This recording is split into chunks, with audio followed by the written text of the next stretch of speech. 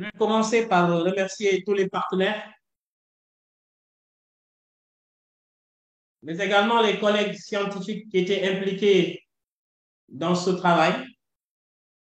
Je pense aussi à Ibrahim Diouf, un jeune chercheur. L'institution, je la veux vraiment très simple, dans un langage accessible pour tout le monde, parce que tout le monde n'est pas du climat, même si l'entrée de ce travail, c'est le climat essentiellement, notamment dans sa dimension changement climatique. Le plan de la présentation est très simple. Il y aura une introduction pour rappeler les généralités. Je ferai quelques rappels méthodologiques et je vais essayer de m'appesantir sur les résultats avant de finir par une conclusion. Je pense qu'aujourd'hui, ça fait l'unanimité que le climat est en péril et nous devons nous en habituer. Et de plus en plus, ces événements extrêmes deviennent notre quotidien en réalité. Permettez-moi juste de rappeler que la CDL du Sénégal indique que nous sommes dans une dynamique d'augmentation des températures moyennes d'environ 0,9 degrés depuis 1960, soit une moyenne de 0,2 Celsius par décennie. Une diminution des précipitations de 10 à 15 mm par décennie et un raccourcissement de la saison des pluies.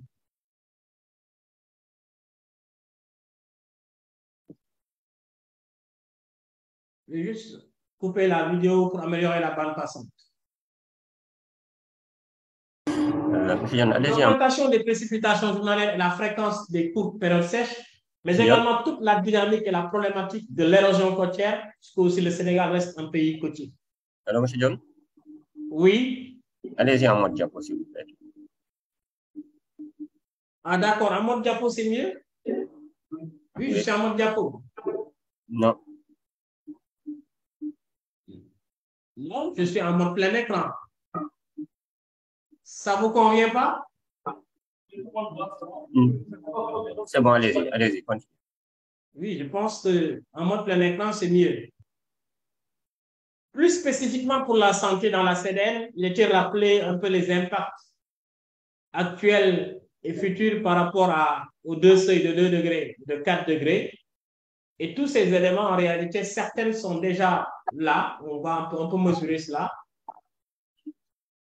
De manière générale, en fait, pour rappeler un peu les risques pour la santé liée au changement climatique, il y a toute la problématique de l'exposition, bien sûr, à différents aléas.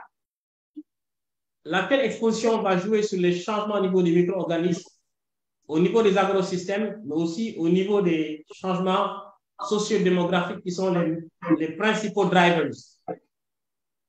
Et cela va aboutir sur des conséquences sanitaires, bien entendu. Et on sait aussi à quel niveau il faudra agir pour amener des mesures d'adaptation, mais également les besoins de recherche, mais surtout l'évaluation des capacités d'adaptation. Et cette figure nous le rappelle très bien.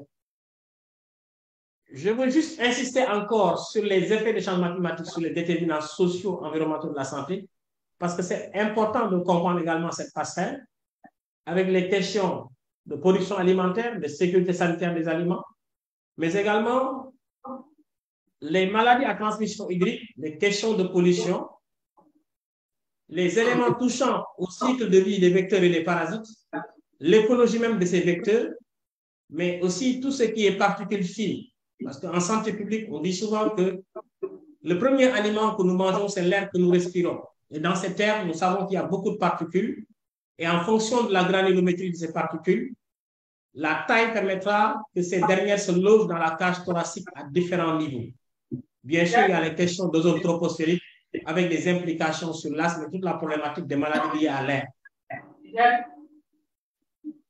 S'il vous plaît. Oui. Il y a un décalage. Bon, le décalage, je ne peux rien. C'est peut-être la bande passante. Vous êtes en avance sur des... Est-ce que je mets la présentation dans ce mode ou en plein écran? Qu'est-ce qui vous convient le mieux? Voilà, donc demande d'arrêter le diaporama. D'accord, j'ai enlevé le diaporama. Donc, j'en étais un peu aux effets des changements climatiques sur les déterminants socio-environnementaux de la santé. Selon qu'on appartienne à une catégorie ou à une autre, on n'est pas exposé de la même façon et on ne sera pas vulnérable de la même façon. Par exemple, les enfants et les nourrissons seront très vulnérables au stress thermique, à la pollution atmosphérique, aux maladies à transmission hydrique, alimentaire, bien entendu aussi. Toute la problématique des maladies vectorielles et la malnutrition. Les femmes enceintes également ont leur propre vulnérabilité, les personnes âgées. Bon, il y a des déterminants comme la pauvreté et la situation économique qui viennent s'ajouter aux éléments climatiques et qui deviennent des facteurs aggravants. Pour les personnes travaillant par exemple à l'extérieur, c'est plus les questions de stress thermique par rapport aux vagues de chaleur parce qu'ils sont exposés pendant longtemps sous le soleil, mais aussi les questions de pollution atmosphérique. Voilà. Pour rappeler quelques éléments méthodologiques, je ne m'attarderai pas sur les objectifs parce que je pense que c'est assez partagé. Je vais basculer plutôt sur les données qu'on a utilisées. On a utilisé beaucoup de données de modèles parce que les données au sol n'étaient pas accessibles, mais cela n'est pas un handicap, d'autant que dans les données qu'on a utilisées, il y a des données qui ont des validités de terrain. Donc ça, ce n'est pas un handicap. Donc il y a 3 catégories de données qu'on a utilisées. Des données climatiques, parce qu'on est dans une problématique du climat, des données sanitaires également, voilà, mais aussi des modèles d'impact comme le modèle LMM et les modèles vectoriels. Ibrahima est dans la salle, il pourra peut-être revenir sur les spécifications techniques à un moment donné sur tous ces modèles. Bien sûr, il y a la dialectique qu'il faut faire entre ces données climatiques et ces données sanitaires. Et l'un des principaux handicaps, c'est souvent l'intervalle temporel utilisé dans la mesure où les données climatiques sont de longues séries, alors que les données sanitaires, telles que nous les voulons, ne sont pas toujours au même niveau en termes de temporalité pour les séries. Les traitements ont été faits surtout pour récupérer le signal lié à la variabilité. Et là, je précise également que les données des modèles CMIP6 qu'on a utilisés dans le GIEC ont été utilisées pour ce travail. Donc, on a essayé de récupérer le signal de la variabilité climatique à différents pas de temps. Les projections, c'est les RCP 4.5 et 8.5 sur lesquels nous sommes focalisés, même si on connaît les passerelles par rapport à SSPS parce que nous avions déjà les sorties de modèles. Donc, les données sanitaires également ont été traitées et certaines simulations ont été faites avec les modèles d'impact. C'est le lieu de rappeler que nous avons essayé de suivre les grandes étapes recommandées par l'OMS dans l'analyse de la vulnérabilité par rapport au secteur de la santé. Donc, voici une figure de synthèse de cela. Également, nous avons essayé de garder à l'esprit que le PNA santé, en tout cas les efforts qui sont faits dans le PNA santé, s'intègrent dans la dynamique du PNA global. C'est ce que l'OMS nous a rappelé d'ailleurs sur cette figure. Donc, avec les différentes interactions, puisque la santé est au carrefour de plusieurs secteurs, en tout cas des secteurs alimentaires, en termes d'input pour une meilleure santé, mais aussi il y a le niveau opérationnel, avec toute la problématique de la santé environnementale, la lutte contre les maladies transmissibles, et vous verrez que certains projets et programmes font déjà des efforts, mais ces efforts, nous devrons les repenser et les intégrer dans le système de santé globalement. Il y a aussi l'état de préparation des urgences sanitaires. Je pense que le Sénégal est assez bien armé, on a déjà un pouce, mais on va aller pour améliorer tout cela. Je vais basculer dans les résultats. Les résultats seront présentés d'abord sur la partie climatique avant de partir sur la partie sanitaire. Et pour la partie climatique, c'était pour éviter les répétitions. Vous verrez que nous parlons d'abord de la variabilité avant de parler des projections. Ici, par exemple, c'est les résultats relatifs à la pluviométrie, donc aux précipitations, à la pluviométrie essentiellement. Sur le petit a, vous avez toutes les anomalies, donc ce qu'on fait de manière classique, avec un peu le signal de la variabilité décennale, de la variabilité multidécennale en noir et en vert. Voilà. Et vous vous rendez compte que depuis quelques années, on dit nous tous qu'il y a en fait des anomalies positives de la pluie. Mais ces anomalies positives sont accompagnées d'événements extrêmes. Et on voit plus aujourd'hui ces inondations comme cette année, malheureusement. Le signal annuel, ce qu'on appelle le cycle annuel des précipitations, est représenté sur la figure B avec ce pic au mois d'août, parce que nous sommes dans une zone sahélienne avec ce qu'on appelle le régime unimodal des précipitations. Et au niveau du C, de la figure C, vous avez toute la problématique des projections, voyez-vous. Et nous voyons un peu encore comment cette extrême variabilité de la pluviométrie va se retrouver dans le futur au niveau des projections. Nous avons regardé le cœur de la saison des pluies également, avec les différents scénarios. Et on se rend compte que la dynamique pluviométrique nord-sud est respectée, quel que soit la projection, quel soit le scénario envisagé. Voilà. Et par contre, en termes de baisse des précipitations, les résultats sont unanimes. Pour les températures, c'est tout à fait le contraire que nous observons par rapport aux précipitations. Sur les anomalies, sur le petit A, on a plus aujourd'hui des anomalies positives de température. Donc, ça veut dire qu'une augmentation de la température qui confirme les résultats qui sont déjà publiés par ailleurs.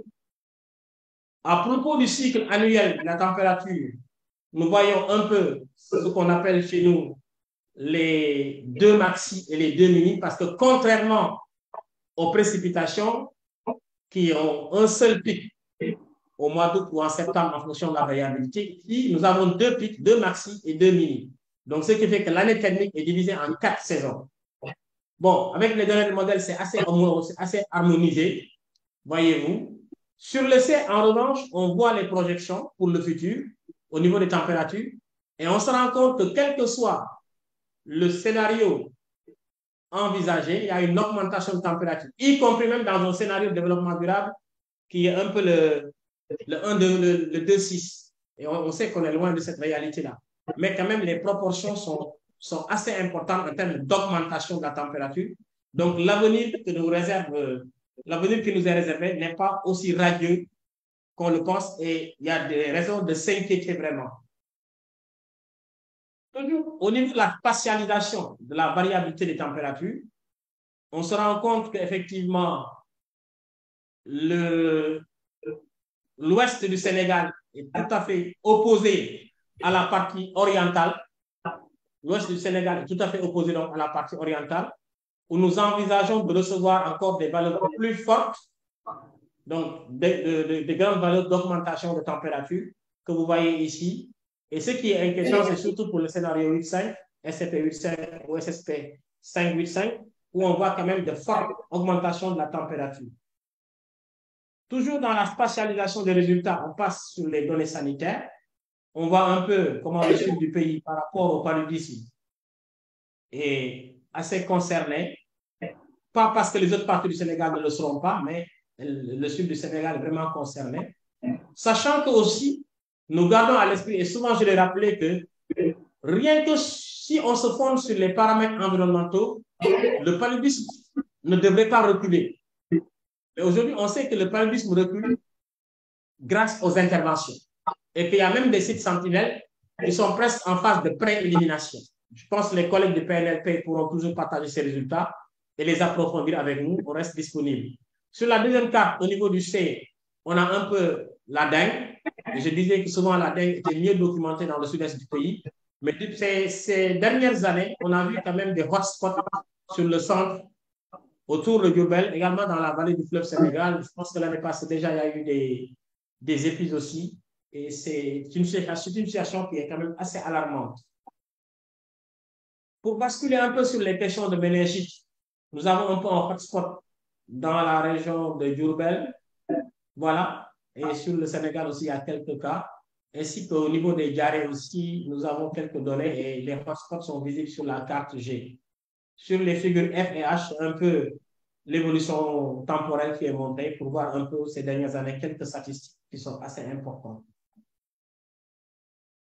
Je m'en vais basculer maintenant sur la variabilité de l'indice de non-confort parce que nous avons utilisé cet indice pour appréhender la question des vagues de chaleur. Et vous voyez un peu, ici c'est une répartition mensuelle mais par trimestre. Sur la figure du haut, ici on a décembre, janvier, février, où en général il n'y a pas trop d'inquiétude à se faire. Les températures restent, l'indice d'inconfort reste généralement acceptable, mais en mars, avril, mai, donc toute la ligne à l'est de Podor-Kolda, quand même, c'est des situations préoccupantes. Maintenant, pour la période de juin, juillet, août, c'est l'extrême nord-est du pays qui est concerné. Vous voyez ici la partie en rouge. Voilà, qui montre un peu que ce niveau-là, quand même, le risque climatique est assez important par rapport aux vagues de chaleur. Et je pense qu'on a fait récemment un papier aussi en 2022 avec les collègues de la météo, du LPA, du CSE, avec Ibrahim Assi pour montrer un peu comment cette zone était vraiment vulnérable. Et pour la dernière partie de l'année, septembre, octobre, novembre, c'est vraiment le nord-est parce que nous sommes presque avec la coïncidence du second pic en fait des températures et le nord-est, le nord du Sénégal, la partie vraiment septentrionale ou bien nord-est du Sénégal connaît quand même quelques petites inquiétudes et le niveau de danger est réel ici. Pour aborder la question des vulnérabilités actuelles, elle se fait à différents niveaux. D'abord, rien que sur les ressources humaines, le manque de personnel de santé formé au niveau national, régional et communautaire sur l'interaction des changements climatiques, les données climatiques et le diagnostic des maladies induites par le changement climatique reste une préoccupation. Voilà. Les informations climatiques ne parviennent pas à tous les niveaux et à tous les agents, c'est une réalité. Et donc là, je pense qu'il y a un besoin de ressources humaines en termes de renforcement de capacité et surtout que les conditions climatiques de l'Est du pays également sont assez inquiétantes par endroits ou par moment dans l'année. L'intégration du climat dans la planification constitue également un élément de vulnérabilité actuelle. Donc, le manque d'intégration des changements climatiques dans les documents stratégiques et politiques.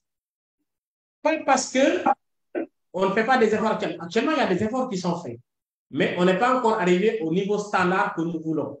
Donc, tant que ce niveau standard d'intégration ne sera pas atteint, cette question de l'intégration du climat dans la planification restera une problématique. Voilà. Et donc, il y a une nécessité accrue au niveau du ministère de la Santé d'intégrer cela. Le manque de données sur les risques climatiques et sanitaires dans certaines activités de planification peut être signalé. Le manque de solutions, de stratégies efficaces pour prévenir et répondre au changement climatique également. Un peu ce qui nous réunit ce matin. Voilà. Est-ce qu'il faut une structure centralisée responsable du climat et de la santé? Mais il y a des efforts qui sont déjà faits. Donc, je reviendrai plus tard sur ces éléments de réponse qui sont proposés. Au niveau de la surveillance, je vais retenir juste peut-être quelques éléments. La nécessité d'un besoin accru de surveillance intégrée des maladies et des interventions. Les risques sanitaires induits par les changements climatiques au niveau communautaire ne font pas actuellement partie du système national de surveillance épidémiologique, même s'il y a des tentatives. Et les systèmes d'alerte précoce ne sont pas adaptés toujours aux risques changements climatiques spécifiques à chaque région. Ça également, c'est un autre niveau d'intégration ou de niveau de précision auquel nous devrons arriver dans le futur. Juste peut-être pour parler des structures de santé, parce qu'effectivement, il y a un manque d'infrastructures de santé, et surtout dans les zones qui présentent des risques climatiques élevés. Et ici, il y a aussi le risque que certaines structures de santé soient fermées ou soient dans l'incapacité de délivrer l'offre de santé. On a vu par le passé quelques inondations affecter des postes de santé, des centres de santé. Je pense qu'à Dakar, il y a des exemples au niveau de Mbao, mais aussi de l'hôpital Philippe Maguilène-Senghor dans la zone de Yoff. On a vu un peu ces images qui nous ont été montrées, nous tous, dans la presse.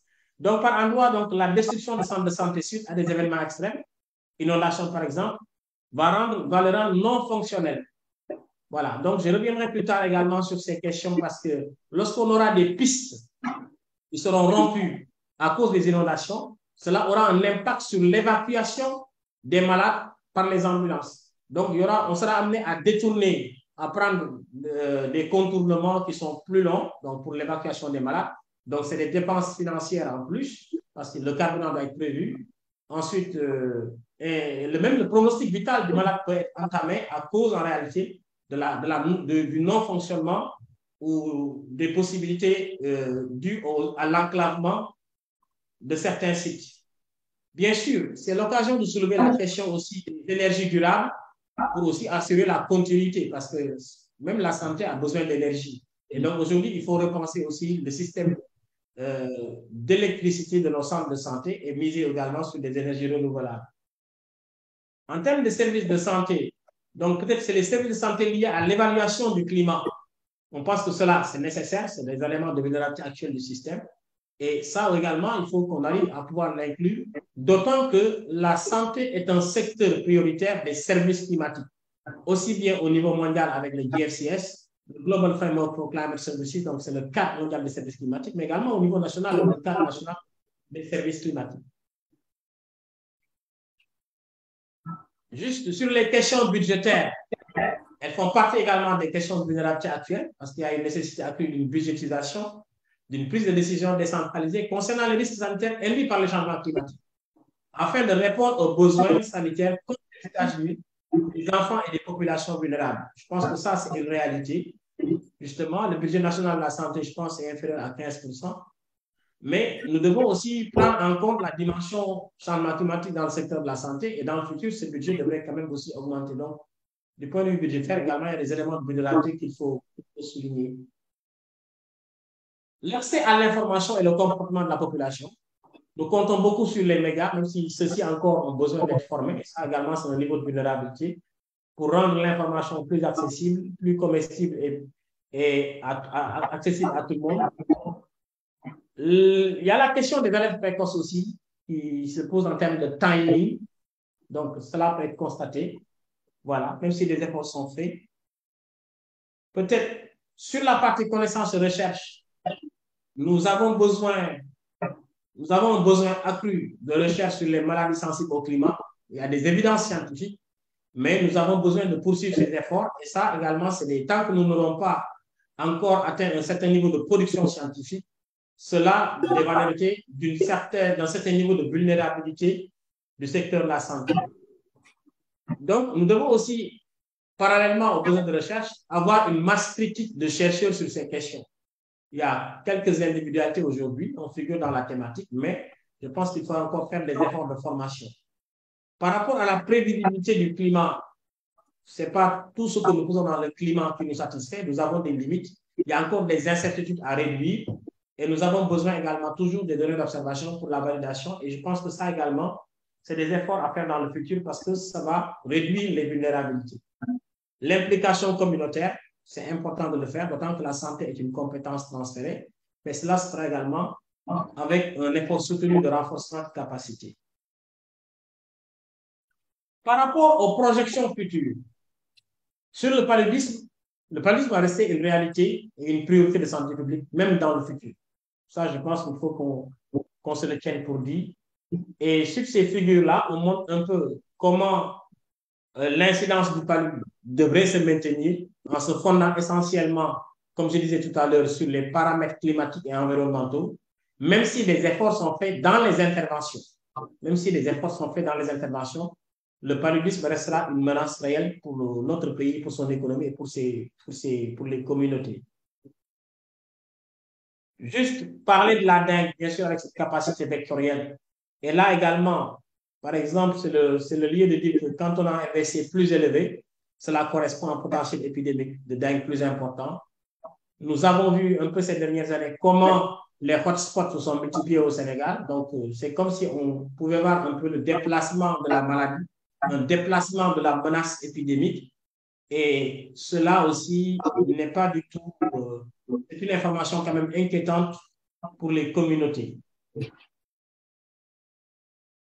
Par rapport à l'indice d'inconfort donc sur les vagues de chaleur, je précise qu'il y a différents indices qui sont utilisés par rapport à la problématique des vagues de chaleur.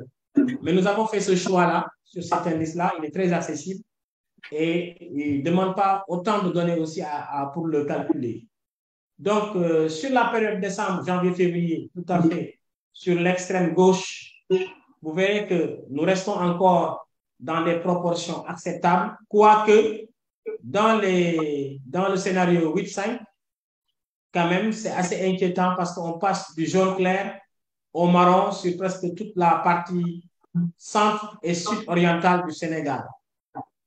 Pour les mois de mars, avril, mai, donc toute la partie orientale située en rouge et même une partie, l'ouest du Sénégal est en jaune. Et donc, ça montre aussi le niveau d'inquiétude qu'on devrait avoir, et ce, pour tous les scénarios envisagés. Et on voit comment la partie en rouge au niveau du 8-5 occupe pratiquement toute la ligne à l'est de Podor, Kolda. Pour les mois de juillet, août, le nord du pays est concerné, mais pour le scénario 8-5, en fait, en réalité, c'est l'extrême nord et le centre du Sénégal, et aussi la partie orientale, la région de Tambacounda en majorité, et le nord de la région de Kédougou. Donc, on voit un peu comment ces vulnérabilités vont affecter l'est du pays. Cela nous pousse aussi à repenser, par exemple, la carte sanitaire en offre de soins, en tenant compte que les interventions futures ne peuvent pas ignorer les projections climatiques. Enfin, pour la dernière partie de la saison, donc septembre, octobre, novembre, donc la dernière partie de l'année, puisque nous avons découpé l'année depuis décembre, donc on finit avec le mois de novembre. Bon, il y a des inquiétudes parce que quand même, il n'y a plus du jaune, c'est plus du marron et un peu de rouge. Mais le rouge concerne plus le nord, l'extrême nord du Sénégal, un peu Matam, Podor, par là. C'est bien de s'appesantir aussi sur certaines questions transversales. Et ces questions transversales, pour moi, c'est les événements météorologiques et climatiques extrêmes. Avec la multiplication des inondations, il faudra s'attendre à ce que des crises psychologiques et psychiques augmentent au niveau des ménages.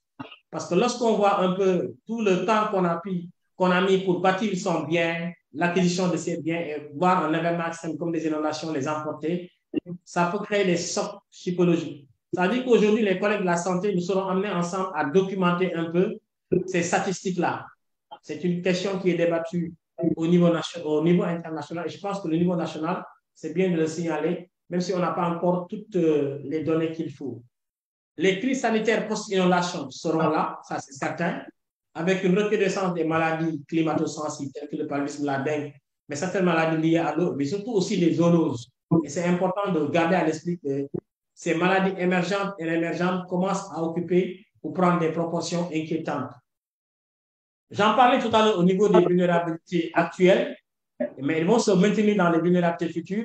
C'est la non-fonctionnalité des infrastructures de santé après des inondations et ce qui va provoquer un enclavement pour certaines communautés qui n'auront pas accès à l'offre de soins. Et je prenais l'exemple tout à l'heure, par exemple, lorsque les rues seront coupées, les impacts financiers avec des contournements pour l'évacuation des malades, ainsi de suite. Voilà, l'enclavement temporaire de certaines localités dans la mesure où les inondations vont les couper en réalité du monde. Je bascule sur les stratégies d'adaptation au changement climatique. Et c'est l'occasion de soulever que le Sénégal, quand même, est signataire de pas mal d'initiatives régionales et mondiales. Et ces éléments, nous les capitalisons dans les stratégies d'adaptation. Et c'est important de le dire. Il y a des projets qui sont en cours d'exécution. Et rien que le fait d'avoir mis en place un groupe de santé environnement au niveau de la DG, c'est une stratégie d'adaptation. C'est-à-dire qu'aujourd'hui, cette question est débattue, cette question est prise en charge. Et avec le temps, bien sûr, on aura toute la masse critique autour du ministère de la Santé, sachant que, comme j'ai coutume de dire, un système d'alerte précoce n'est efficace que lorsque les prérequis seront réunis. Et souvent ici, les prérequis pour le ministère de la Santé, le ministère de la Santé ne produit pas l'information climatique, mais va chercher cette information climatique au ministère des Transports, qui est responsable de la direction de la météo, l'agence de la météo. En réalité, les prérequis, ce sont ces passerelles interinstitutionnelles qu'il faudrait consolider avant de pouvoir passer à la partie opérationnelle. Je sais qu'il y a une initiative aussi qui est en cours avec le Fonds vert, une note de proposition portée par Save the Children. Ces éléments seront versés dans les stratégies d'adaptation opérationnelle au cours des années à venir. Mais le dilemme que nous avons au Sénégal, c'est le dilemme d'un système de santé résilient. Les projets et programmes apporteront des réponses, c'est légitime. Qu'il s'agisse par exemple du paludisme, des maladies respiratoires, ainsi de suite. Chaque projet ou chaque programme va apporter des éléments de réponse. Mais est-ce qu'on va rester dans une dynamique réactive de projet-programme ou c'est le système de santé qu'il faudra rendre résilient parce que le système de santé va englober les projets et les programmes. Moi, le point de vue que je défends et je le partage avec vous dans ce travail, c'est la question d'un système de santé résilient. Et un système de santé, pour qu'il soit résilient, il faut qu'il soit capable d'anticiper, de contrer, de gérer, de résister et de s'adapter aux chocs des stress thermiques climatiques, autant pour moi. Et je pense que ça, c'est un préalable que nous devons accepter et nous devons travailler pour cela. Et la résilience climatique va inclure la réduction de la vulnérabilité grâce à un axe universel au service de base, le renforcement des capacités de compréhension et de gestion des effets des changements climatiques sur la santé, la prise en compte des perspectives à court, moyen et long terme sur le climat et le développement, en relation toujours avec la santé, la mise en œuvre de gestion, des approches de gestion adaptatives et d'un processus structuré et interactif de prise de décision, de systèmes d'information pour comprendre et gérer les risques liés à la santé, bien entendu toujours avec une entrée climatique, mais aussi la création de partenariats communautaires et de l'implication des communautés. Je pense que tous ces éléments réunis peuvent nous aider à aller vers un système de santé résilient et si nous devons bâtir ensemble ce système de santé résilient pour avoir vraiment, pour pouvoir faire face au changement climatique dans le secteur de la santé. Je rappelle d'ailleurs les 10 éléments conseillés par l'OMS par rapport au système de santé et vous verrez que pour chaque élément, j'ai proposé des activités dans le rapport.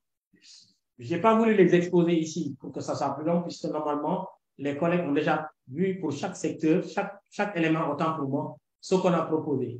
Ces éléments vont de la direction à la gouvernance de la santé. Le personnel de santé n'est pas oublié. Les questions d'évaluation de la vulnérabilité, donc système d'information sanitaire avec l'évaluation de la vulnérabilité, la surveillance intégrée, la recherche sur la santé et le climat, tous ces éléments relèvent des systèmes d'information sanitaire. Il y a toute la problématique des technologies et de l'infrastructure durable adaptée aux effets des changements climatiques. Par exemple, l'offre de l'accès à l'énergie va entrer dans ce secteur-là. Tout ce qui est prestation de services, c'est ce qui est en bleu, avec la gestion des déterminants environnementaux de la santé. Le programme de santé prenant en compte les risques sanitaires liés au climat, mais également la préparation des situations d'urgence et la gestion des urgences. Et enfin, il y a la question du financement. Mais je pense que sur la question du financement, nous pourrons revenir plus tard parce qu'il y a un livrable destiné aux évaluations économiques. Donc, voilà un peu les 10 éléments sur lesquels nous devons nous asseoir, nous devons bâtir. Et il y a des activités qui sont proposées pour chaque élément donc, dans le rapport. Et ce sont ces éléments qui vont nous permettre un peu de construire ce système de santé résilient par rapport au changement climatique. Pour conclure, les risques climatiques d'affecter la santé sont divers et variés. Donc, tout ce qui est tempête de poussière, ça a lieu pendant la saison sèche. Donc, c'est des aléas auxquels nous sommes exposés. Les vagues de chaleur, aussi bien en saison sèche, mais en fin de saison des pluies. Les inondations, les sécheresses également sont concernées pendant la saison des pluies, avec une incidence sur les questions d'agriculture, mais également de malnutrition et donc de santé. L'augmentation des températures aussi, mais la forte variabilité des précipitations. Les projections futures à l'état actuel montrent des vulnérabilités grandissantes, préoccupantes et inquiétantes, d'autant que notre capacité d'adaptation reste en général faible, même s'il y a des initiatives en cours et qui portent des flux. Et notre capacité d'adaptation aussi dépend beaucoup de notre capacité à mobiliser des ressources financières via les projets et programmes. Parce qu'aujourd'hui, ça coûte cher de s'adapter, parce qu'un pays ne peut pas s'endetter à des taux marché, des taux de 8, 10, 13% au niveau des banques pour financer l'adaptation. Il y a des opportunités avec les subventions, les grandes, voilà, donc on va compter sur ça.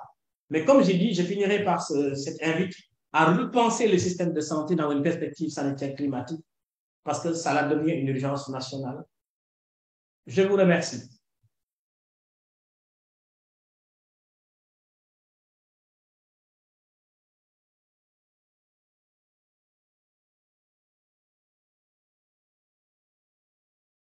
Je n'ai pas de retour de la salle. Hein.